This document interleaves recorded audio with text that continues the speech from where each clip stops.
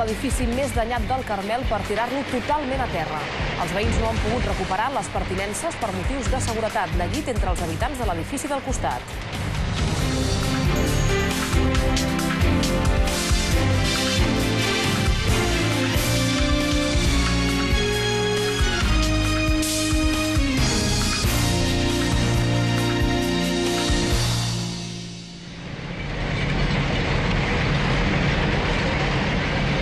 És el número 10 del passatge Calafell, al barri del Carmel, l'edifici més afectat per l'enfonsament provocat per les obres del metro. Avui l'han començat a enderrocar. Mantenir-lo en peus era massa arriscat.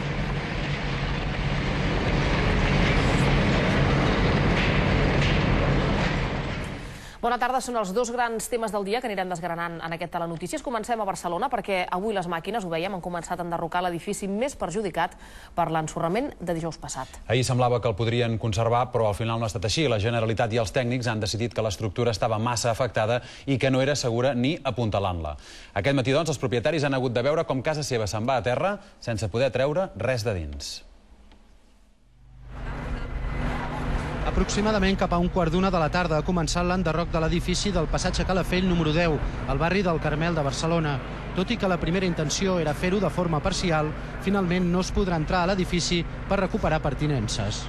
S'ha considerat inevitable i els tècnics no han acreditat la solvència suficient de l'edifici com per fer-hi entrades provisionals de caràcter parcial per retirar pertinences particulars de les persones que hi vivien, i en conseqüència ara l'enderroc d'aquest edifici és una condició prèvia pel retorn de les persones a la resta dels edificis.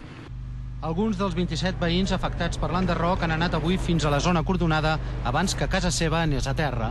Estic indignat pel tracte que em donen, per les poques solucions que ofereixen, i psicològicament, imagina't, ahir vaig anar al metge a agafar la baixa perquè no tinc ànims de res, ni de menjar, ni de dormir. Això n'hi ha que passar-ho per saber el que és. Perdre tot, 25 anys, 32 anys de la meva vida que tenia aquí, irrecuperables. Un cop l'edifici estigui totalment enderrocat, la runa es portarà amb una planta especialitzada. S'intentarà que allà els veïns puguin mirar de trobar alguna de les seves pertinences. L'estat dels altres edificis s'haurà d'avaluar un cop s'acabi l'enderroc. Els blocs més llunyans segurament podran tornar a ser ocupats a partir de demà, sempre i quan es compleixin les previsions que ara com ara fan els tècnics. Xavier Caraltó, TV3, Barcelona. Doncs anem a veure com avancen aquestes feines d'enderrocament. Al Carmel, davant de l'edifici en qüestió, hi ha Eduard Boet. Eduard, què estan fent en aquests moments? Doncs bé, les obres avancen amb lentitud. De fet, ara mateix han aturat les obres. Imaginem que és per el temps que tenen els operaris per dinar. Les obres, com s'ha explicat molt bé fa un moment en aquesta informació, han començat cap a un quart d'una. De fet, molts veïns s'han adonat que començaven les obres i que les obres tenien l'envergadura que finalment han tingut i que són les que estem explicant quan han sentit el soroll i el fum que es produïa després d'aquest soroll. S'ha vist que allò no era un enderrocament parcial, com en principi s'havia dit que s'intentaria fer perquè els veïns salvessin les seves pertinences. Molts veïns s'han acostat a la zona, de fet hi havia un cordó que impossibilitava acostar-se. Alguns han pogut veure aquesta grua, justament aquest ha estat un dels aparells que han permès o que estan permetent aquest enderrocament que potser hauríem de puntualitzar una mica. És un enderrocament total de l'edifici, però es fa d'una manera especial. Es fa de manera que es puguin treure al màxim d'objectes personals, de pertinences, de manera que els veïns, un cop l'edifici estigui totalment enderrocat, puguin anar, probablement serà a la deixalleria que hi ha aquí molt a prop, a Horta, i puguin intentar recuperar de la runa el màxim d'objectes personals que no es van poder portar de casa ara fa just una setmana quan els van obligar a desallotjar. Recordem que els veïns d'aquest edifici van marxar abans que es produís l'esvoranc, que és el que finalment ha provocat que l'edifici hagués de ser enderrocat. Avui ha estat un dia trist, lògicament, aquí al Carmel, no només per molts dels veïns que vivien, aquests 27 veïns que vivien en aquest edifici enderrocat, com molt bé s'explicava en aquesta informació, molt afectats.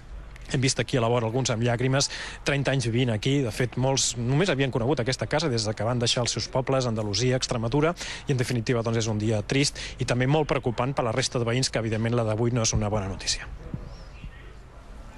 Gràcies, Eduard. Era l'última hora des del Carmel, un barri que des de la setmana passada no pot fer vida normal. El trànsit està tallat, els autobusos no passen, les mercaderies tenen feina per arribar a les botigues, però per sobre de tot, el que comentava en Eduard Boet, els veïns afectats que cada dia estan més angoixats per les seves cases i pel futur que els espera. Quan ja estava a punt de començar l'enderroc de l'edifici del Carmel, molts veïns s'acostaven a les tanques de la zona de seguretat, preocupats per saber què passaria a partir d'ara al barri. Alguns, que havien pogut observar desperfectes en els seus habitatges quan hi havien pogut entrar un moment, vivien amb inseguretat i neguit pel futur dels altres edificis. Pues estamos a la espera de que los otros se vayan detrás.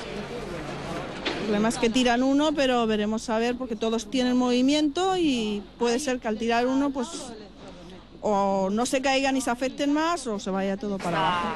Qualsevol senyal observat en les edificacions de la zona genera noves sensacions d'alarma. El carrer Sigüença havia sigut una riera abans de ser construït.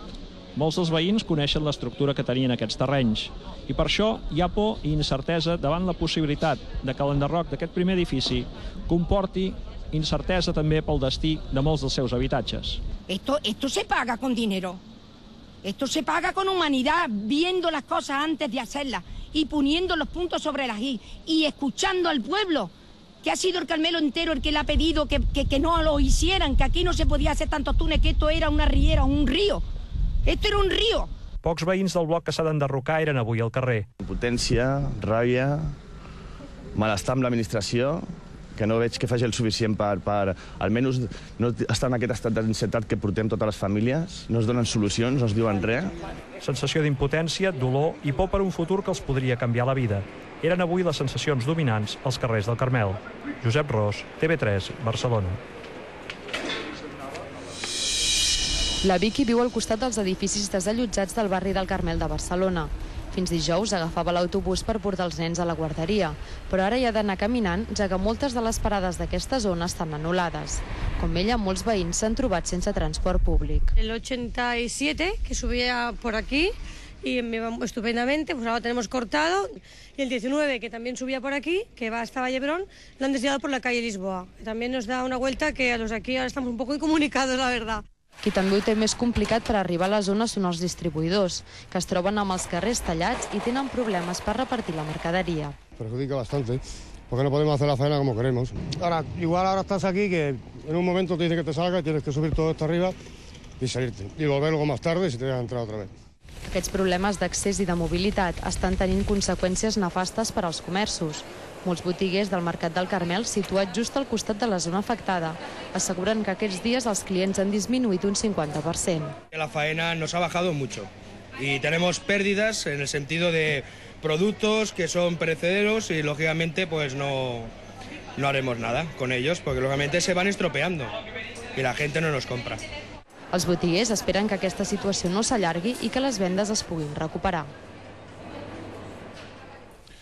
Els que no volen trobar-se en una situació com aquesta són els veïns del Clot Camp de l'Arpa. Ja fa mesos que suposen el traçat subterrani del TGV al pas pel seu barri. Però ara, després dels fets del Carmel, les protestes i les crítiques han agafat més força.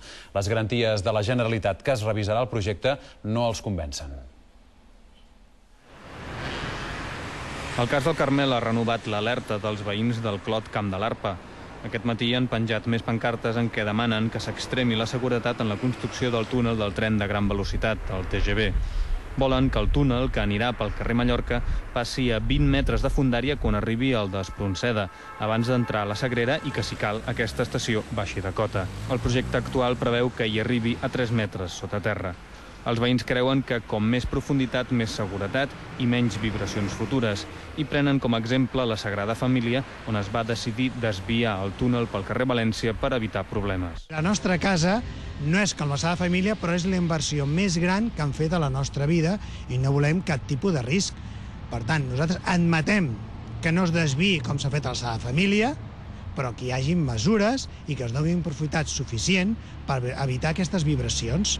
I ja està. Per tant, som sagrats com la Sagrada Família. Ahir la Generalitat va anunciar que revisaria aquest projecte, però els veïns no volen promeses, sinó fets. I per això han demanat entrevistes amb el conseller d'Obres Públiques i el primer tinent d'alcalde de l'Ajuntament de Barcelona, a qui reclamaran que s'inverteixi el que calgui per garantir la seguretat.